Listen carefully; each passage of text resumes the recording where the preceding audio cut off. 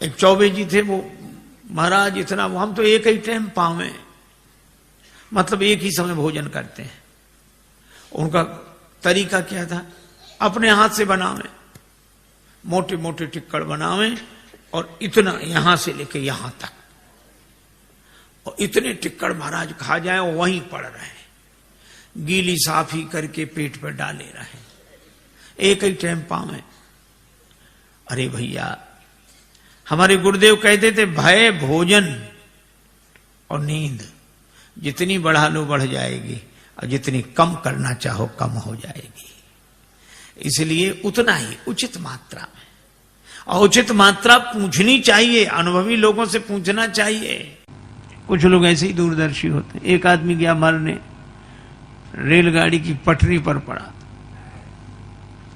एक ने कहा भैया जिंदगी इतनी की मर काहे को, क्यों मरने पड़ा? बोले बस निराश हो गए अब तो। अरे भैया ऐसा मत कर, बहुत समझाया। नहीं मरेंगे।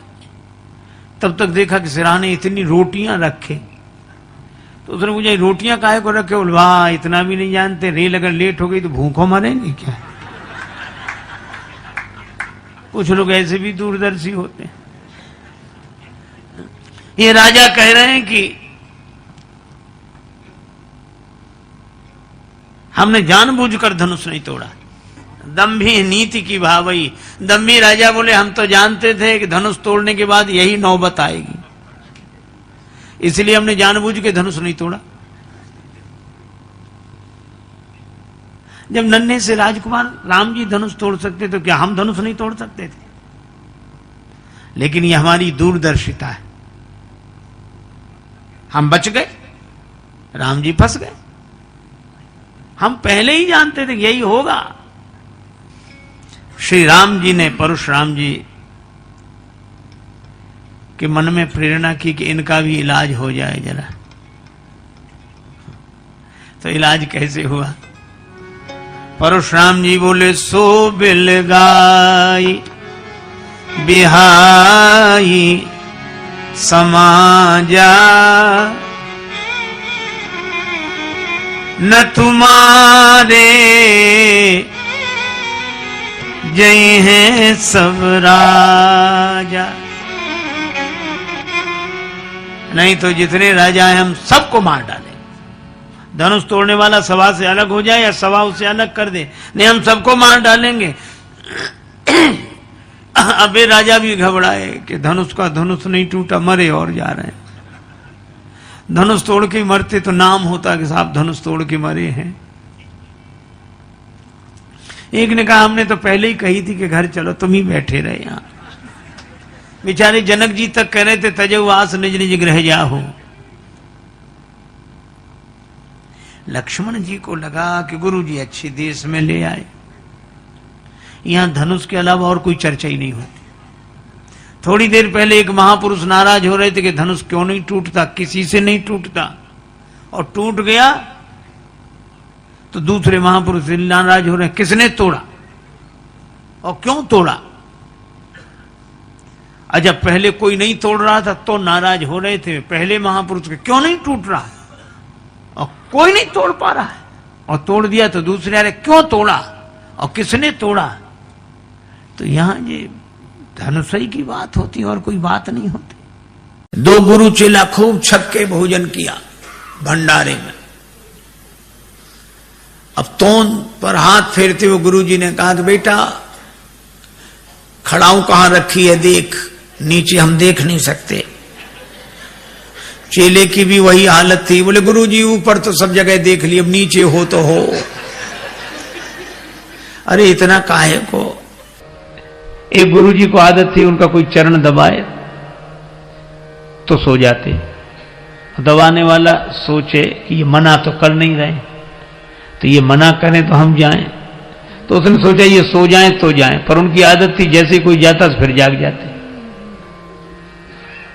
तो एक बार क्या हुआ, एक शिष्य चरण दबा रहा था उनका, तो चरण दबाया शिष्य ने तो वो सो गए तो बड़ी देर हो गई तो शिष्य उठकर चल दिया। जैसे ही चला तो आंख उनकी खुल गई, तो तुरंत बोले हाँ बेटा तुम्हारे घर में और कौन कौन है। तो उसने कहा कि माता पिता और हम लोग 4 भाई हैं। अब ये सुनता कौन, तब तक और सो गए। थोड़ी देर फिर उसने शिष्य ने देखा कि अब ये सो गए तो फिर जाएं हम। तो वो जैसे ही उठकर जाता वैसे ही जाग जाते। हाँ तो कितने भाई हो? तो उसने फिर कह दिया कि 4, पर वो उत्तर सुनने के पहले ही सो जाते थे। और जैसे उठकर चले तो जागकर फिर पूछते, हाँ कितने भाई हो? तो शिष्य उत्तर देते देते थक गया, कब तक कहे कि 4 भाई हैं।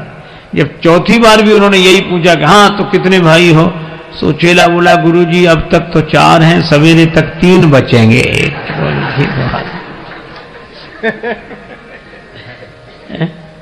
मुनिवर शांति, बार बार गुरु आज्ञा। और सेवा हो तो राम जी की तरह। एक गुरु जी के पास ऐसे शिष्य, हे भगवान, नया नया चेला बनकर बैठा। अब गुरु जी छप्पर में बैठे, अंदर बाहर छप्पर, सामने मैदान। तो गुरु जी ने कहा कि बेटा वर्षा होने लगी है और गाय मैदान में बंधी हुई है, उसको बंधन से मुक्त करो ताकि वो भी छाया में आ जाए। शिष्य वहीं बैठे बैठे बोला, गुरु जी मुझ जैसा जीव क्या किसी को बंधन से मुक्त करेगा, जो स्वयं बंधन में हो। और बंधन से मुक्त करना किसी को तो आप जैसे महापुरुषों का काम है, हम क्या।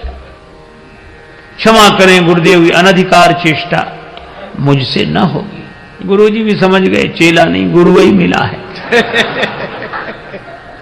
गुरुजी गए, गाय को बंधन से मुक्त किया, फिर आकर अंदर बैठ गए। मन नहीं माना तो बोले, बेटा बाहर जाके देखो पानी बरस रहा है कि नहीं। चेला बोला, गुरुजी ये बिल्ली बाहर से ही आई है जो आपके पास बैठी है, इसके शरीर पे हाथ घुमाओ, गीली हो तो समझ लो पानी बरस रहा है, सूखा हो तो समझ लो पानी बरसना बंद हो गया है। गुरुजी फिर चुप रह गए। रात को सोने लगे तो कहा, ये दीपक जल रहा है, इसको बुझा दो। चेला बोला, गुरुजी सर्दी बहुत है, कौन उठे, आप तो रामायण की बात मानो, मुंह दिए नयन कतहु को नहीं, आंख बंद कर लो, बुझाई समझाओ। गुरुजी सरल स्वभाव के थे, कुछ नहीं बोले, चलो ठीक।